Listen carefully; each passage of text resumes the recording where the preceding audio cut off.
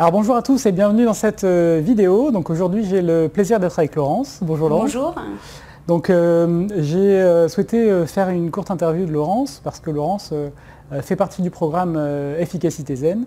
Puis voilà, je trouvais intéressant que tu puisses raconter les résultats que tu as obtenus et partager ce message autour de bien gérer son temps, devenir plus efficace et puis comment ça peut nous permettre à chacun de mieux profiter de notre vie tout simplement. Exactement. Donc Laurence, peut-être tu peux commencer par présenter ce que tu fais dans la vie, qui tu es, enfin ce que tu veux en dire évidemment aujourd'hui. D'accord.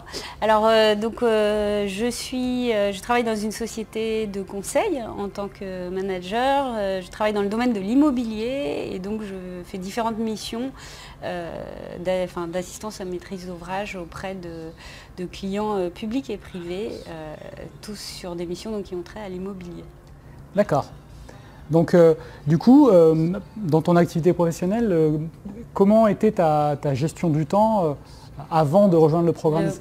Alors en conseil, on va dire qu'il y a vraiment deux rythmes différents. Des rythmes où on est au bureau ou du moins on est en production, on va dire, sur différents livrables à élaborer pour nos clients.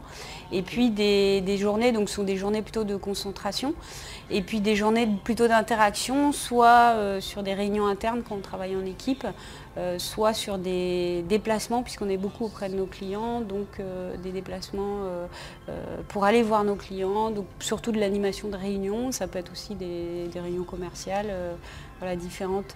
Donc il y a vraiment ces deux temps, concentration, très interaction, voilà, qui sont soit la journée, soit plus souvent des demi-journées, voilà.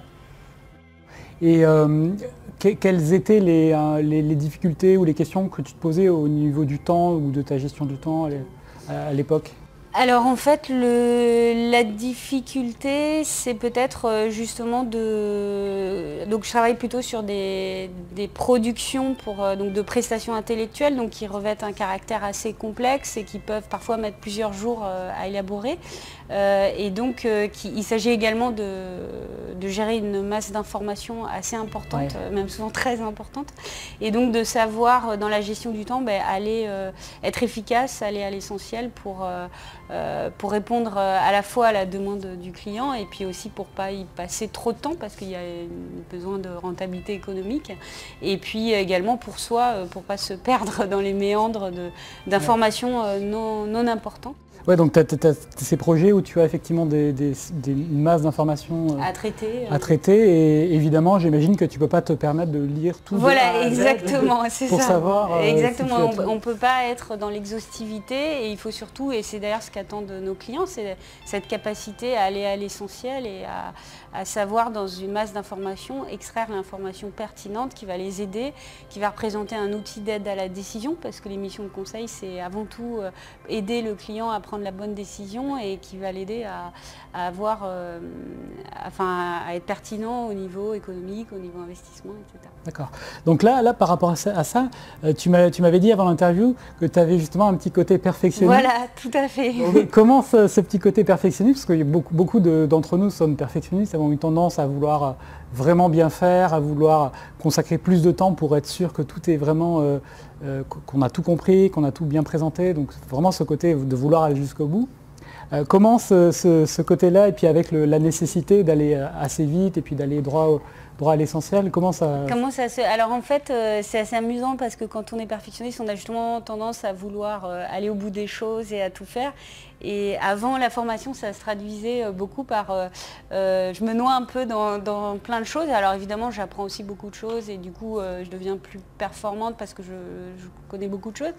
Mais en contrepartie, j'avais tendance à jouer entre guillemets, à m'y mettre, à créer les conditions d'urgence, donc à m'y mettre un petit peu au dernier moment, être un peu charrette, comme on dit, pour pouvoir réussir à aller à l'essentiel, justement. D'accord, donc c'était ta stratégie, tu attendais la dernière minute. Exactement, enfin la dernière acceptable pour pouvoir rendre quand même quelque chose de qualité, donc c'était pas la toute dernière minute, mais ma stratégie c'était de traîner au début et puis après de quand j'avais plus le choix, il fallait que je hiérarchise, j'étais obligée. Et ça va avec la notion que tu abordes dans ta formation de procrastination. Là j'aborde un des points que m'a apporté la procrastination, et c'est pour ça que j'ai choisi de faire la formation, c'est que j'avais tendance parfois à procrastiner. Et je ne comprenais pas parce que je me disais, mais pourtant ça m'intéresse beaucoup mon métier, je suis passionnée par ce que je fais, pourquoi je procrastine?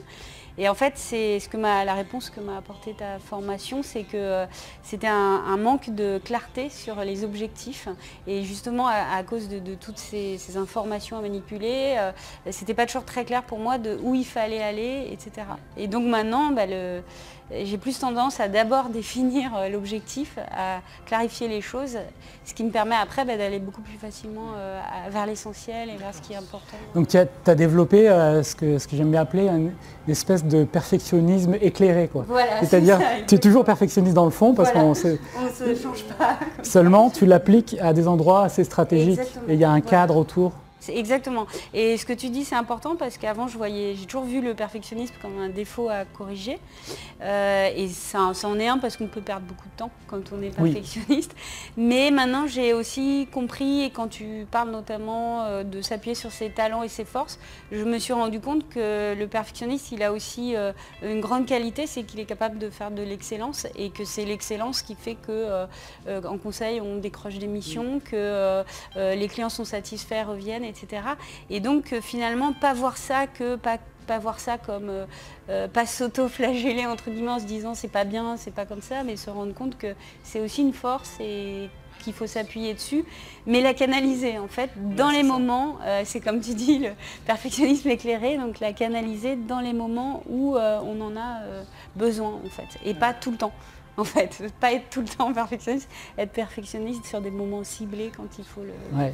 Donc ça c'est vraiment, j'aime bien ce que tu dis parce qu'effectivement ça montre que tu peux t'appuyer sur tes talents pour en tirer le meilleur et effectivement c'est pas parce que tu as un clou, pas parce que tu as un marteau plutôt que tout doit être un clou. C'est ça, exactement. Donc c'est bien de pouvoir effectivement acquérir cette presque, je sais pas si c'est de la sagesse ou un peu de recul sur voilà comment je peux organiser ma journée, mon temps pour être vraiment efficace et utiliser ce que j'aime bien faire. Parce que quand on est perfectionniste, on aime bien être dans ce qu'on est, dans le détail, et d'aller jusqu'au bout. Oui et non, parce que c'est aussi ça que j'ai bien aimé dans ta formation, c'est toujours la notion de oui mais pas tout le temps, c'est-à-dire on aime bien aller dans le détail, mais on aime bien aussi être efficace et aller vite, et il y a une satisfaction à accomplir, et là c'est le côté zen de ta formation, c'est-à-dire quand on se rend compte qu'on est efficace et qu'on a fait l'essentiel, il y a vraiment, ça diminue le niveau de stress de manière importante, parce que se noyer dans des détails, ça peut être très stressant parce qu'on a l'impression de ne pas avancer. Donc il y a des moments, c'est intéressant parce que ça apporte, et on apprend des choses, et aujourd'hui, je pense que dans le monde du travail, il faut viser l'excellence et être très bon dans ce qu'on fait, donc c'est important. Mais après, à côté de ça, savoir aller vite, c'est bien aussi. Oui. Ok, alors tu peux peut-être me raconter ce que tu as appris ou changé d'autres? D'autres, oui. Alors, un point qui m'a semblé très important, c'est le fait de... Ah, ça c'était important, même pas que dans ma vie professionnelle, mais aussi dans ma vie personnelle. Ce que tu appelles une chaîne de puissance entre les ordres de mission personnelle, les objectifs, et après les actions, les projets.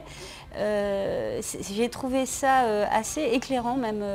Pour ma part, ça m'a fait assez tilt, dans le sens où... j'ai très rapidement, en fait mes objectifs étaient très clairs pour moi, j'ai pas du tout passé des jours à les chercher. Et à partir du moment que j'ai fait l'exercice, ils sont sortis en 5 minutes, et c'était moitié les objectifs professionnels, moitié les objectifs personnels. Mais le fait de les poser sur le papier, de les exprimer, ça m'a donné un sentiment de clarté extrêmement puissant, qui en fait fait que après dans le quotidien, on hiérarchise beaucoup plus facilement les actions qui n'ont pas d'intérêt pour nous et celles qui en ont. Et du coup, en tout cas pour ma part, j'ai moins, je me pose plus de questions sur ça j'écarte, je le fais pas, et ça je le fais parce que c'est important pour moi. Ouais, donc ça te permet de prioriser tout de suite. De prioriser immédiatement, intuitivement, voilà. c'est prioriser et puis aussi de prioriser, mais aussi voilà, et on rejoint la question du perfectionnisme, c'est de arrêter de faire certaines choses. Et ça, et c'est à la fois facteur d'efficacité et facteur d'être zen, donc de diminuer le niveau de stress. C'est-à-dire que plutôt que de faire 100 choses, enfin le chiffre est absurde, mais 100 choses dans une journée, j'en enlève déjà la moitié qui sont complètement inutiles, qui ne servent à rien, qui n'apportent rien ni à moi, ni à mon entreprise, ni à mon client, ou dans la vie privée qui ne m'apporte rien. Et j'arrête de les faire. Et ça, c'est quelque chose de très fort aussi que m'a apporté ta formation, c'est que j'en fais moins en fait. Oui.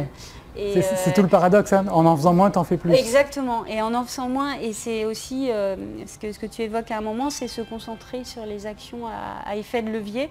C'est-à-dire, voilà, en faisant moins, je ne fais que les choses vraiment importantes, et c'est cette fameuse loi de Pareto que j'aime beaucoup, c'est-à-dire 20% de ce qu'on fait produit 80% des résultats, et cette phrase m'a beaucoup marquée.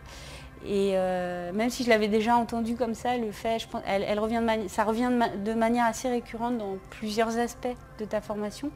Et donc mis avec, j'ai des objectifs clairs dans ma vie, j'écarte, j'élimine ce qui ne sert à rien. Mis comme ça, du coup, je me concentre sur les choses importantes et ça produit vraiment des résultats. Est-ce que ça a été difficile d'éliminer ce qui ne servait à rien ? Non, en fait, non. Pour toi, c'était ça? Parce que je sais que des fois pour certaines personnes, c'est compliqué de se dire j'ai des engagements, j'ai des obligations, j'ai des rôles à jouer qui ne me Oui, alors plus. pour moi, ça n'a posé aucun problème. Toi, ça a été... t'as dit c'est bon, c'est clair. C'est clair. Si, dans le travail d'éliminer les parties des tâches qui relèvent du perfectionnisme.